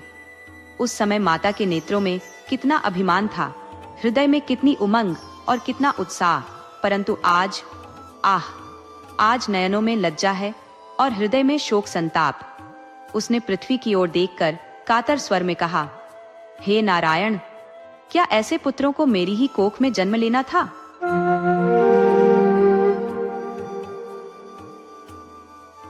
नदी पार के गांव में निवासरत राधे की पत्नी रत्नो इतनी बातूनी थी कि जहां कहीं भी उसे कोई संवाद का साथी मिल जाता, वह उसे अपने ढेर सारे किस्से सुनाकर ही मानती थी। पूरे गांव में उसकी अनेकों सहेलियां थीं। जब भी रत्नों को संवाद की इच्छा होती तो वह किसी न किसी सहेली के घर पहुंच जाती। गांव की औरतें उसकी बातों का खूब आनंद लेती थी। जब रत्नों के पास कोई नई बात नहीं होती तो वह काल्पनिक कहानियां गढ़ने लगती। अत्यधिक बातूनी होने के कारण वह अपने घर की निजी बातें भी दूसरों को बता देती थी। दरअसल कोई भी बात उसके पेट में टिकती ही नहीं थी। उसकी इस आदत से कुछ लोग परेशान हो चुके थे, लेकिन सबसे अधिक त्रस्त उसका पति राधे था। वह हमेशा उसे समझाता कि कम बोला करो और घर की बातें बाहर मत बताया करो, परंतु रत्नों के कानों पर जू तक नहीं रेंगती थी। बातचीत के चक्कर में उसे खाना बनाने में भी देर हो जाती थी और कभी कभी तो वह घर के जरूरी काम भी भूल जाती थी। राधे जब खेतों से लौटता तो उसे खूब डांटता, लेकिन इसका कोई फायदा नहीं होता था। एक दिन राधे अपने खेतों में हल चला रहा था, तभी उसके हल से कोई वस्तु टकराई। खन खन की आवाज सुनकर वह चौकन्ना हो गया। उसने थोड़ी मिट्टी हटाई तो देखा कि वहां कोई धातु का बर्तन दबा हुआ है। राधे ने उस जगह को निशान लगा दिया और सारा दिन चुपचाप काम करता रहा ताकि कोई उसे देख न ले। जब शाम हो गई और हल्का अंधेरा होने लगा तो उसने उस जगह की खुदाई शुरू कर दी। थोड़ी देर में वहां से एक कलश निकला जिसमें हीरे, मोती, सोना, चांदी और गहने भरे हुए थे। यह देखकर राधे की खुशी का ठिकाना नहीं रहा, लेकिन तभी उसे ध्यान आया कि अगर रत्नों को इस खजाने के बारे में पता चल गया तो वह पूरे गांव में यह बात फैला देगी और यह खजाना राजा के पास चला जाएगा। राधे समझ नहीं पा रहा था कि वह इस खजाने का क्या करे। वह खजाने को पास के जंगल में दबा दिया और मन ही मन में कुछ सोचने लगा। काफी देर तक सोचने के बाद वह घर पहुंचा। घर पहुंचते ही उसकी पत्नी उसका इंतजार कर रही थी। राधे ने रत्नों से कहा, तुम्हें पता है आज बहुत ही खुशी का दिन है। आज राजा के बेटे की शादी है और एक खुशखबरी और भी है। जानती हो कि हमें एक बहुत बड़ा खजाना मिला है। जल्दी से तैयार हो जाओ, हम रात के अंधेरे में खजाना लेकर आएंगे।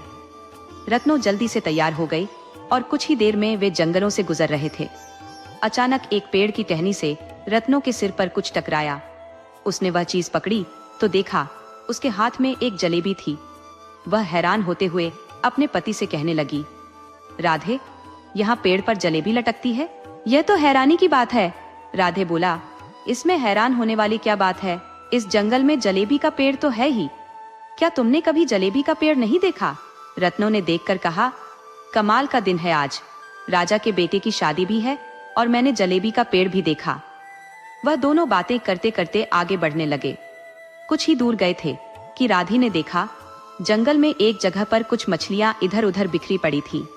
वह बोला, लगता है जंगल में मछलियों की बारिश हुई है। हमें जरा जल्दी है, नहीं तो हम कुछ मछलियां रख लेते, खाने के काम आती। रत्नों ने विस्मय में आंखें फैलाते हुए पूछा, क्या मछलियों की बारिश? ये तो कमाल हो गया। मुझे एक और नई चीज देखने को मिल गई। मैंने तो मछलियों की बारिश के बारे में आज तक नहीं सुना। राधे ने कहा, मुख्य है ना, तुम घर पर ही रहती हो, तुम्हें बाहर की चीजों के बारे में पता ही नहीं है। वरना तुम्हें मछलियों की बारिश के बारे में जरूर ज्ञान होता। वह दोनों फिर से आगे बढ़ने लगे। रात का अंधेरा बढ़ता जा रहा था।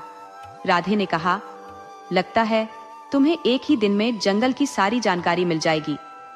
रत्नों ने कहा, हाँ, सच में जंगल में तो सब कमाल का ही है।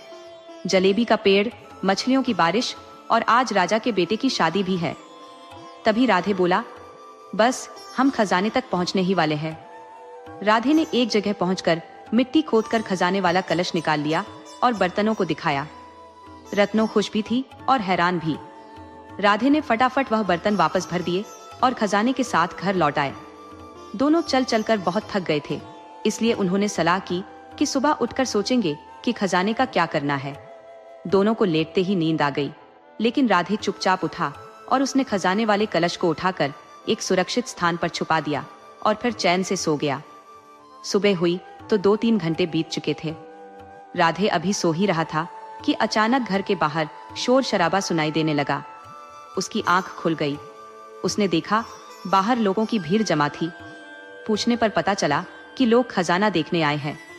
सुबह सुबह रत्नों जब पानी भरने गई थी तो उसने अपनी पड़ोसनों को खुशखबरी सुनाई कि उन्हें बहुत बड़ा खजाना मिला है। यह बात फैलते फैलते राजा तक पहुंच गई।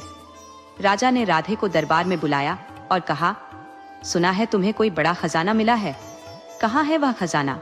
राधे ने कहा, हुजूर, हमें कोई खजाना नहीं मिला। लगता है मेरी पत्नी ने कोई सपना देखा होगा जिसके बारे में उसने आपको बताया है। राजा ने उत्तर दिया, तुम्हारी पत्नी ने खुद गांव के लोगों को बताया है। राधे ने कहा, हुजूर, मेरी पत्नी तो एक नंबर की गप्पी है, उसकी बातों पर यकीन न करें। राजा ने कहा, नहीं, हम इस बात की परीक्षा खुद लेंगे। कल दरबार में तुम्हारी पत्नी को पेश किया जाए। अगले दिन रत्नों को भी दरबार में हाजिर किया गया। वह बहुत ही खुश थी। राजा ने रत्नों से पूछा, तुम्हें कोई खजाना मिला है? रत्नों आत्मविश्वास से भरी स्वर में बोली, हुजूर, 2-3 दिन पहले मिला था। खजाना? अच्छा, जरा विस्तार से बताओ, तुम्हें खजाना कहाँ मिला? रत्नों बोली, हुजूर, उस दिन कमाल का दिन था। परसों की ही बात है। उस दिन राजा यानी आपके बेटे की शादी भी थी। राजा एकदम से बोला, मेरा बेटा तो सिर्फ 4 साल का है, शादी के लायक हुआ ही नहीं। तुम ठीक से याद करो और सोच समझकर बोलो। रत्नों बोली, हुजूर, उस रात मैंने पहली बार जलेबी का पेड़ देखा। राजा ने आश्चर्य से रत्नों की ओर देखा और बोला, जलेबी का पेड़? रत्नों बोली, हुजूर, उस रात मैंने मछलियों की बरसात भी देखी।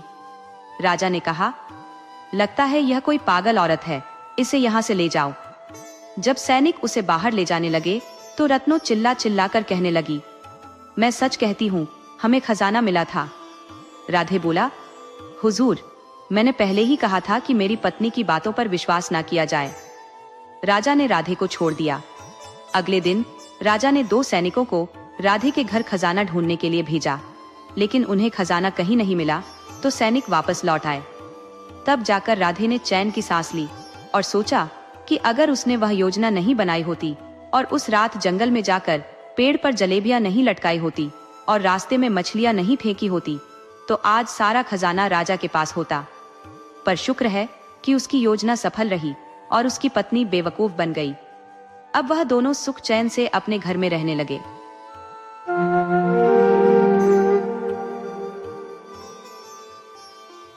आज की संध्या बड़ी उदासीन थी, मानो अगले जन्म की आशा के अनुरूप कोई तारा अंधकार में दमक रहा हो। पखवाड़े के दिन थे और ऐसी शांत शाम को अंबाला गांव के चबूतरे पर ठाकुर जी की आरती की प्रतीक्षा हो रही थी। छोटे छोटे बच्चों की भीड़ लगी थी। किसी के हाथ में चांद सी चमकती कांसे की झालर झूल रही थी, तो कोई बड़े बड़े नगाड़ों पर चोट करने की प्रतीक्षा कर रहा था। छोटे छोटे बच्चे इस उम्मीद में नाच रहे थे कि प्रसाद में उन्हें मिश्री का एक टुकड़ा, नारियल की 25 करें तथा तुलसी जल से सुवासित मीठा चरणामृत मिलेगा। बाबा जी ने अभी तक मंदिर को नहीं खोला था। कुएं के किनारे पर बैठे बाबा जी मनन कर रहे थे, जबकि बड़े उम्र के लोग छोटे बच्चों को उठाए हुए चबूतरे पर बैठे थे। सभी मौन थे। यह एक ऐसी शाम थी, बड़ी उदास। किसी ने धीमी आवाज में दुख भरे लहजे में कहा, ऋतु मंद पड़ती जा रही है। दूसरे ने इस दुख में वृद्धि करते हुए कहा, यह कलयुग है, अब कलयुग में ऋत्विक हिलते नहीं, खेलें तो कैसे खेलें। तीसरे ने कहा, ठाकुर जी का मुखारविंद कितना महंगा पड़ गया है। एक ने कहा, 10 वर्ष पहले उनके मुख पर कितना तेज था। सभी लोग धीमी आवाज में बातों में तल्लीन थे। उसी समय अंबाला गांव के बाजार से 2 व्यक्ति सीधे चले आ रहे थे। आगे पुरुष था और पीछे स्त्री। पुरुष की कमर में तलवार और हाथ में लकड़ी थी। पुरुष को तुरंत पहचाना नहीं जा सका था, परंतु राजपूतानी अपने पैरों की चाल, घेरदार लहंगे और ओढ़नी से पहचानी जाती थी। राजपूत ने लोगों को राम राम नहीं किया। इससे गांव के लोग समझ गए कि ये अजनबी है। अपनी ओर से ही लोगों ने उन्हें राम राम कहा। उत्तर में राम राम कहकर यात्री जल्दी जल्दी आगे बढ़ गया। उसके पीछे राजपूतानी अपने पैरों की एड़ियों को देखते हुए आगे बढ़ रही थी। एक दूसरे के मुंह की ओर देखते हुए लोगों ने कहा, ठाकुर जी, कितनी दूर जाना है? जवाब मिला, यही कोई आधा मील। तब तो आप लोग यहीं रुक जाइए। क्यों इतना जोर दे रहे हो? यात्री ने त्वरितता से कहा। इसका कोई खास कारण नहीं है, परंतु समय अधिक हो गया है और साथ में महिला है। मैं इसी से कह रहा हूँ, अंधेरे में बिना किसी कारण के जोखिम क्यों लेते हो? फिर हम यहाँ पर सब आपके भाई बंधु हैं, इसलिए आप रुक जाइए। मुसाफिर ने जवाब दिया, अपनी ताकत का अंदाजा लगाकर मैं सफर करता हूँ। मर्दों के लिए समय क्या होता है? अब तक तो अपने से बढ़कर मैंने कोई बहादुर नहीं देखा। आग्रह करने वालों को यह बात बहुत बुरी लगी। किसी ने कहा, ठीक है, मरना ही चाहते हो तो जाओ। राजपूत और राजपूतानी आगे बढ़ गए। दोनों जंगल में चले जा रहे थे। सूर्य अस्त हो चुका था। दूर से मंदिर में आरती के घंटे की ध्वनि सुनाई दे रही थी। दूर के गांव के दीपक टिमटिमा रहे थे और कुत्ते भौंक रहे थे। मुसाफिर ने अचानक पीछे गुरु की आवाज सुनी। एक राजपूतानी ने पीछे मुड़कर देखा तो उसे गांव का जटा हलकारा कंधे पर डाक की पोटली लटकाए, हाथ में घुंघरू वाला भाला लिए जाते दिखाई दिया। उसकी कमर में एक तलवार लटक रही थी। जटा हलकारा दुनिया की आशा, निराशा और शुभ अशुभ की पोटली कंधे पर ले जा रहा था। कुछ प्रदेश गए पुत्रों की वृद्ध माताएं और प्रवासियों की स्त्रियां साल 6 महीने में चिट्ठी मिलने की आस लगाए बैठी रहती होंगी। ये सोचकर नहीं, बल्कि देरी हो जाएगी तो वेतन कट जाएगा, इस डर से जटा हलकारा दौड़ा जा रहा था। भाले के घुंघरू इस अंधेरी एकांत रात में उसके साथी बने हुए थे। देखते ही देखते हलकारा पीछे चलती राजपूतानी के पास पहुंच गया। दोनों ने एक दूसरे की कुशल पूछी। राजपूतानी का मायका वहीं था, इसलिए वह अपने माँ बाप के समाचार पूछने लगी। पियर के गांव से आने वाले अपरिचित पुरुष को स्त्री अपने सगे भाई जैसा ही समझती है। दोनों बातें करते हुए चलने लगी। राजपूत कुछ कदम आगे था। राजपूतानी को पीछे रह जाते देखकर उसने मुड़कर देखा। दूसरे आदमी से बात करते देख उसने राजपूतानी को बुरा भला कहा और धमकाया। राजपूतानी ने कहा, मेरे पैर का हलकारा है, मेरे भाई जैसा है। राजपूत ने गुस्से में कहा, देख लिया तेरा भाई, चुपचाप चलिया। फिर हलकारे से बोला, तुम भी आदमी को पहचानो? हलकारे ने कहा, ठीक है बापू, और अपनी चाल धीमी कर दी। वह एक खेत जितनी दूरी रखकर चलने लगा। अब राजपूत जोड़ी नदी पर पहुंची तो एक साथ 12 लुटेरों ने उन्हें घेर लिया। खबरदार, जो आगे बढ़े तलवार नीचे रख दो, लुटेरों ने कहा। राजपूत के मुंह से 2-4 गालियां निकली, परंतु म्यान से तलवार नहीं निकल पाई। अंबाला गांव के बाहर जाकर लुटेरों ने उस राजपूत को रस्सी से बांध दिया और दूर पटक दिया। वे राजपूतानी के गहने लूटने लगे। एक लुटेरे ने राजपूतानी से कहा, बेचारी, और उसने अपने शरीर से एक एक गहना उतारना शुरू कर दिया। उसकी सुंदरता को देखकर कुछ जवान लुटेरों ने उसका मजाक उड़ाना शुरू कर दिया। राजपूतानी शांत रही, लेकिन जब लुटेरे उसके निकट आने लगे तो वह जहरीली नागिन की तरह फुफकारती हुई खड़ी हो गई। लुटेरों ने यह देखकर अट्टहास किया। अंधेरे में राजपूतानी ने आकाश की ओर देखा। जटा हलकारा के घुंघरुओं की आवाज उसके कानों में पड़ी। राजपूतानी चीख उठी, भाई बचाओ! हलकारे ने तलवार खींच ली और पलक झपकते ही वहां पहुंच गया। खबरदार, जो उस पर हाथ उठाया, उसने कहा। 12 लुटेरे लाठियां लेकर उस पर टूट पड़े। हलकारे ने तलवार चलाई और 7 लुटेरों को मौत के घाट उतार दिया। उसके सिर पर लाठियों की बरसात हो रही थी, परंतु हलकारे को लाठियों की चोट का एहसास ही न था। राजपूतानी ने जोर से चिल्लाना शुरू कर दिया। डर के मारे सभी लुटेरे भाग गए। उनके जाते ही हलकारा चक्कर खाकर गिर पड़ा और उसके प्राण पखेरु उड़ गए। राजपूतानी ने अपने पति की रस्सियां खोल दी और उठते ही राजपूत बोला, अब हम चलेंगे। कहाँ चलेंगे? स्त्री ने दुखी होकर पूछा, तुम्हें शर्म नहीं आती? 2 कदम साथ चलने वाला ब्राह्मण घड़ी भर की पहचान के कारण मेरी शील की रक्षा करते हुए मरा पड़ा है, और तुम जो मेरे जीवन भर के साथी हो, तुम्हें अपना जीवन प्यारा लगता है। ठाकुर, चले जाओ अपने रास्ते। अब हमारा गौर हंस का कोई साथ नहीं हो सकता। मैं तो अब अपने बचाने वाले भ्रमण की चिता पर ही भस्म हो जाऊंगी। ठीक है, तेरे जैसी मुझे और मिल जाएगी। यह कहता हुआ राजपूत वहां से चला गया। हलकारे के शव को गोद में लेकर राजपूतानी सुबह तक उस भयंकर जंगल में बैठी रही। उजाला होने पर उसने इर्द गिर्द से लकड़ियां इकट्ठी की और चिता रचा दी। शव को गोद में लेकर वह स्वयं चिता पर चढ़ गई। अग्नि सुलग उठी, दोनों जलकर खाक हो गए। कायर पति की स्त्री जैसी शोकातुर संध्या की उस घड़ी में चिता की क्षण ज्योति देर तक चमकती रही। अंबाला और रामधारी के बीच आज भी जटा और अतीत की स्मृति सुरक्षित है। पुराने समय की बात है। एक गांव में लाजो नाम की एक विवाहिता अपनी सास के साथ रहती थी। कम उम्र में ही लाजो की शादी हो गई थी।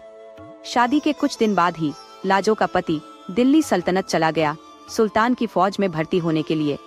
सास बहू में बहुत ही प्रेम था। वे दोनों माँ बेटी की तरह रहती। सास घर का सारा काम करती और लाजो बाहर गाय बकरी चराती और खेती बाड़ी का काम संभालती। लाजो अपने पति से बहुत ही प्रेम करती थी।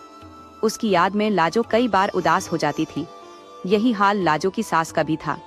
बुढ़ापे में बेटे से दूर रहने की चिंता उसे खाई जा रही थी।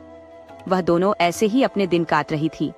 देखते देखते 6 साल गुजर गए। लाजो का पति दिल्ली सल्तनत से वापस नहीं आया और न ही उसकी कोई खबर आई।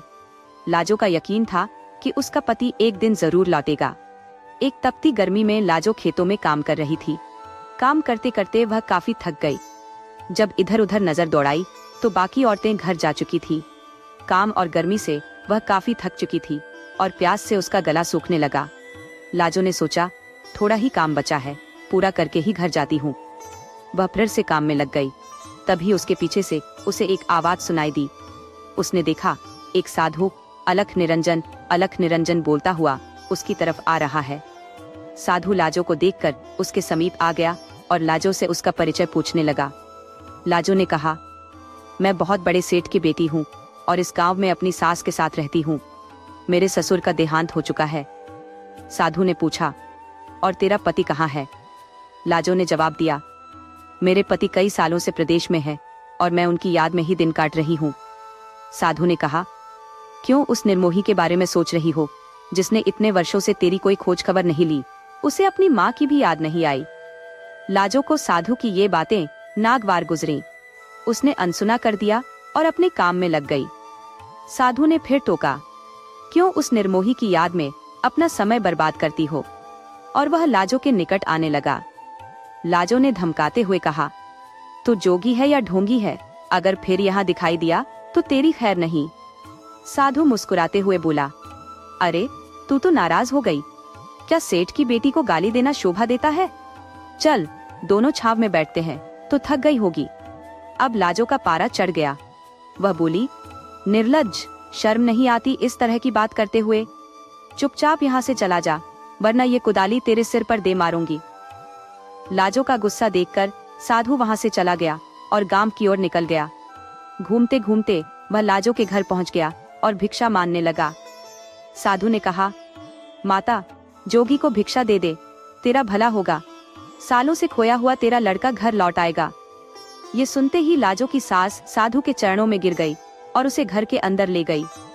लाजो की सास ने साधु को आसन पर बिठाते हुए कहा, साधु बाबा, बाहर आप क्या कह रहे थे कि सालों से खोया हुआ मेरा लड़का वापस आ जाएगा? साधु ने हंसते हुए कहा, पर माँ, भूखे पेट भोजन नहीं होता। सुबह से भूखा घूम रहा हूँ, पहले भोजन करवा दो, फिर बातें करेंगे। लाजो की सास बोली, बाबा आप बैठो, मैं आपके लिए खाना चूल्हे पर चढ़ा देती हूँ। इतनी देर में खेत में काम पूरा करके लाजो घर आ गई। अपने आंगन में साधु को बैठे देखकर उसे फिर से गुस्सा आ गया। उसने साधु से कहा, अरे कपटी, तू मेरे घर तक आ गया। बहू की आवाज सुनकर सास बाहर आई और पूछा, क्या हुआ? लाजो ने कहा, माँ, ये कोई साधु नहीं है, कपटी है, कपटी। सास ने कहा, एक साधु के बारे में ऐसा नहीं बोलते। तू अंदर जा, भोजन परोस, मैं आती हूँ। लाजो ने भोजन परोसा और सास को बुलाया। सास भोजन लेकर साधु को देने लगी। साधु ने देखा भोजन पत्तल में परोसा है। साधु बोला, यह क्या, अब मैं पत्तल में भोजन करूंगा? मुझे उस थाली में भोजन दे जिस पर लोगों का पति भोजन करता था। साधु का इतना कहना ही था कि लाजो का पारा हद से ज्यादा चढ़ गया।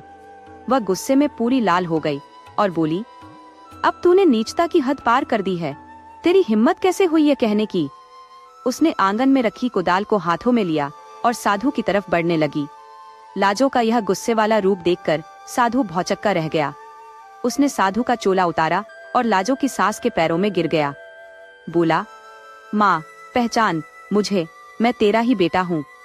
लाजो, माफ कर दो मुझे, मैंने तुझे इतना इंतजार करवाया। मैं तो तेरी परीक्षा ले रहा था। मेरे भाग्य में तेरी जैसी पतिव्रता स्त्री का होना ही मेरे लिए सब कुछ है। लाजो की सास ने बहू को पहचान लिया। तीनों एक दूसरे से लिपटकर रोने लगे और इस तरह लाजो का परिवार फिर से एक बार खुशहाल हो गया।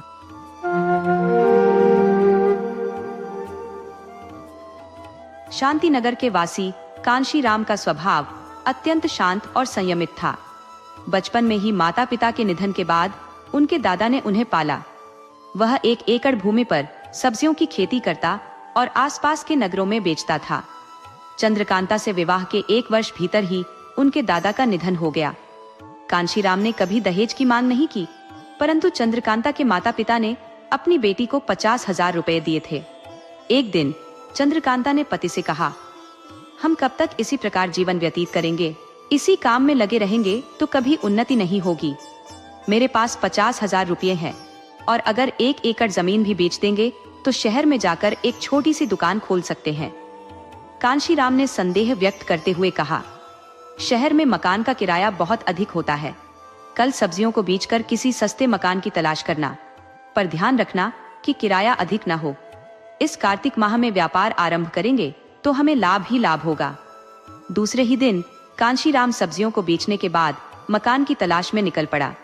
शाम तक उसे कोई सस्ता मकान नहीं मिला। अंततः शहर के बाहरी इलाके में एक पुराना घर दिखाई दिया।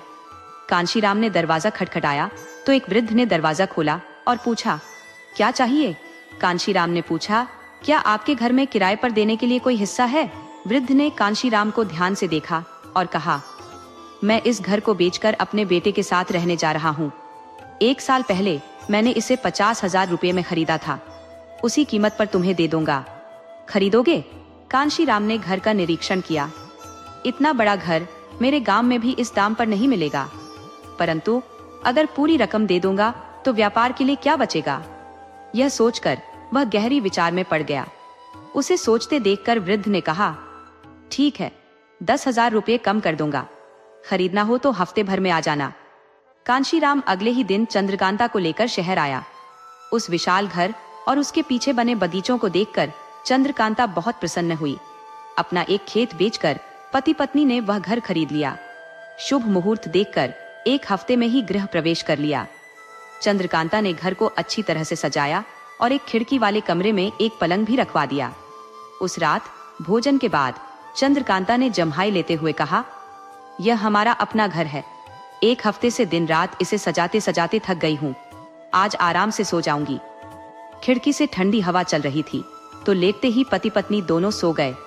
आधी रात को एक भयानक आवाज सुनाई दी, जिससे कांशीराम और चंद्रकांता दोनों जाग गए। उन्होंने देखा कि पलंग हिल रहा था और कमरे में रखा सामान इधर उधर दौड़ रहा था। वे डर के मारे हक्का बक्का रह गए। तभी एक भयंकर आवाज आई, मैं कौन हूँ? दोनों डर से थर थर कांपने लगे और उनके मुंह से कोई शब्द नहीं निकला। फिर वही भयानक स्वर दोबारा बोला, बोलो, मैं कौन हूँ? चंद्रकांता ने साहस बटोरा और कहा, हम नहीं जानते। अगले ही पल उनकी पीठों पर जोर से मार पड़ी। वे दर्द के मारे जोर जोर से चिल्लाने लगे। उनकी चीखें सुनकर वह भयानक आवाज अट्टहास करते हुए बोली, कल ठीक इसी समय मैं फिर आऊंगा और वही सवाल पूछूंगा। उत्तर देने के लिए तैयार रहना। पूरी रात वे सो नहीं पाए। उन्हें समझ में आ गया था कि इस घर में भूत है। इसी कारण उस बूढ़े ने घर सस्ते में बेच दिया था। दूसरी रात को वह भयानक आवाज फिर आई और वही सवाल पूछा, मैं कौन हूँ? कांशीराम और चंद्रकांता ने विनती की, पिशाच, कृपया हमें छोड़ दो, हमें मत सताओ। फिर भी उन्हें चाबुक की मार सहनी पड़ी। तीसरी रात को भी वही सवाल पूछा गया तो पति पत्नी ने कहा, आप हमारे भगवान हो, हम पर दया करो। फिर भी वे चाबुक की मार से बच नहीं सके। तब से हर रात वह भयानक आवाज उनसे यही सवाल पूछती और किसी भी उत्तर पर उन्हें चाबुक से मारती रही। इस भय और पीड़ा के कारण कांशीराम व्यापार भी शुरू नहीं कर पाया। एक दिन शाम को चंद्रकांता की मौसी का बेटा उनका नया घर देखने आया। पूरा घर देखने के बाद उसने कहा, यह तो काफी बड़ा घर है, लाख रुपए देने पर भी ऐसा घर नहीं मिलेगा। 40,000 रुपए में आपने यह कैसे खरीदा? आश्चर्यचकित होकर उसने पूछा। कांशीराम और चंद्रकांता ने कोई उत्तर नहीं दिया और चुप रहे। मौसी के बेटे को जल्दी भेजने के ख्याल से चंद्रकांता ने अंधेरा होते ही उसे खाना परोस दिया। फिर भी वह जाने को तैयार नहीं दिख रहा था। थोड़ी देर तक इधर उधर की बातें करता रहा और फिर कमरे के एक कोने में सोने की तैयारी करने लगा। चंद्रकांता ने निराश स्वर में पूछा, क्या आज रात यहीं रहोगे? उसने उत्तर दिया, क्यों मेरे पीछे पड़ी हो? कल सुबह शहर में थोड़ा सा काम है, उसे पूरा करके जाऊंगा। चंद्रकांता ने कहा, रात को यहीं रहोगे तो तुम चाबुक की मार से बच नहीं पाओगे। हनुमान ने हैरानी से पूछा, चाबुक की मार? क्या बात कर रही हो? तभी कांशीराम ने बीच में हस्तक्षेप करते हुए कहा, घर में मच्छर है, मच्छरों के डंक मारेंगे तो समझ लेना कि कोई चाबुक मार रहा है। बेचारी चंद्रकांता अब यह सब और नहीं सह सकी। उसने पिशाच की सारी बात पूरे विस्तार से हनुमान को बता दी और कहा, 30,000 भी मिल जाए तो हम इस घर को बेच देना चाहते हैं। हनुमान ने कहा, ठीक है, मुझे नींद आ रही है, इसके बारे में कल सोचेंगे, पर आज रात मैं देखूंगा कि आखिर यह कौन है जो तुम लोगों को इतना सता रहा है। हनुमान दूसरे कमरे में जाकर सो गया। आधी रात को फिर से वही भयानक आवाज सुनाई दी, मैं कौन हूँ? चिंताग्रस्त कांशीराम चौंक कर उठ बैठा और बोला, हनुमान, हमें बचाओ। ये सुनकर हनुमान जाग गया, परंतु उसने उनकी सहायता नहीं की। वह बस चुपचाप तमाशा देखता रहा। बेचारे पति पत्नी चाबुक की मार सहते रहे। सुबह हुई तो कांशीराम ने हनुमान से कहा, मैंने रात तुम्हें पुकारा था, परंतु तुम मदद के लिए नहीं आए। मैं समझ सकता हूँ, इसमें तुम्हारा कोई दोष नहीं है। हनुमान ने कहा, आप चिंता न करें, आज रात भी मैं यहीं रुकूंगा। आज रात उस पिशाच की आखिरी रात होगी। दिन में हनुमान अपने सारे काम निपटाकर शाम होते होते वापस लौट आया। खाना खाकर वे तीनों फिर से सोने के लिए चले गए। आधी रात को फिर से वही आवाज आई, मैं कौन हूँ? इस बार हनुमान तैयार बैठा था। उसने कहा, तुम जानते हो मैं कौन हूँ? मैं हनुमान हूँ। हर रात तुम मेरे बंधुओं को चाबुक से मारते हो, डराते हो। तुम्हारा अंत करने के लिए मैं यहाँ आया हूँ। किसी भी हालत में मैं तुम्हें नहीं छोड़ूंगा। भयानक आवाज ने पूछा, कब बताओगे, कहाँ बताओगे? हनुमान ने कहा, कल मैं तुम्हें इमली के पेड़ से बांध दूंगा, बोतल में बंद करके जमीन में गाड़ दूंगा और सुलगती आग में फेंक दूंगा, तब बताऊंगा तुम कौन हो। ये सुनते ही भूत भय से चिल्लाने लगा और कहने लगा, बाप रे, इतनी बड़ी सजा, मैं जाता हूँ, ऐसा मत करना। उन्हीं शब्दों के साथ एक छोटी सी गठरी पलंग से गिर पड़ी और खुलते ही सोने की अशर्फियां चारों ओर बिखर गई। इतनी सारी अशर्फियों को देखकर कांशीराम और चंद्रकांता हतप्रभ रह गए। कांशीराम ने हनुमान का धन्यवाद करते हुए पूछा, तुमने यह कैसे किया? हनुमान ने कहा, बात दरअसल ये है कि मैंने आज पूरे दिन इस घर के बारे में पड़ोसियों से पूछताछ की थी। तब पता चला कि यह घर कई बार बिका है, परंतु 20 साल पहले जो इसका पहला मालिक था, उसकी मौत छत से गिरने से हुई थी। वह आदमी बहुत झगड़ालू था और हर किसी से लड़ाई करता था। पूरे मोहल्ले में कोई ऐसा नहीं था जिससे उसकी अनबन न हो, परंतु वह बहुत डरपोक भी था। अगर सामने वाला उसे एक कड़ी बात भी कह देता तो वह चुपचाप वहां से निकल जाता। उसकी इच्छा थी कि लोग उससे डरें और उसे बहादुर समझें, परंतु जीते जी उसकी यह इच्छा पूरी नहीं हो सकी। मरने के बाद उसने अपनी अधूरी इच्छा को पूरा करने के लिए पिशाच बनकर लोगों को डराना शुरू कर दिया। मैं जानता था कि मरने के बाद भी वह डरपोक ही रहेगा। इसी विचार से मैंने उसे धमकाया और मेरा अनुमान सही निकला। मेरे धमकाते ही वह डरकर भाग गया। हनुमान ने कांशीराम से कहा, कांशीराम, तुम एक मर्द हो, इस घर के मालिक हो और तुम्हें भयभीत नहीं होना चाहिए। डरने से लोग और डराते हैं। तुमने उस पिशाच का बहुत आदर किया और नरमी से पेश आए। इसीलिए वह तुम्हें डराता रहा। भूत पिशाच, चोर और दुष्ट लोग डर से पनपते हैं। साहस और निर्भीकता के सामने सबसे बलवान शत्रु के भी पांव उखड़ जाते हैं। जब तक तुम डरते रहे, उसकी हिम्मत बढ़ती रही। जब मैंने उसे धमकाया तो वह भाग निकला। अब तक तुमने जो कष्ट सहे, उसके लिए उसने मुआवजा भी चुकाया। अब तो जान गए हो कि हिम्मत में कितनी ताकत है। कल से ही तुम व्यापार शुरू कर देना और निश्चिंत होकर सोना। हनुमान ने हंसते हुए यह बात कही। मुझसे छोटे हो, पर जीवन का सत्य बताकर मेरी आंखें खोल दी। हमें उस पिशाच की पीड़ा से भी छुटकारा दिला दिया और धन भी प्राप्त हुआ। तुम्हें अगर आपत्ति न हो तो मैं व्यापार में तुम्हें अपना साझेदार बनाना चाहता हूँ। दोनों मिलकर व्यापार करेंगे। साथ रहोगे तो डर भी नहीं होगा और कोई चिंता भी नहीं। कांशीराम ने प्रस्ताव किया। हनुमान ने यह प्रस्ताव खुशी खुशी स्वीकार कर लिया और वे सब एक परिवार की तरह बहुत खुशहाल जीवन व्यतीत करने लगे।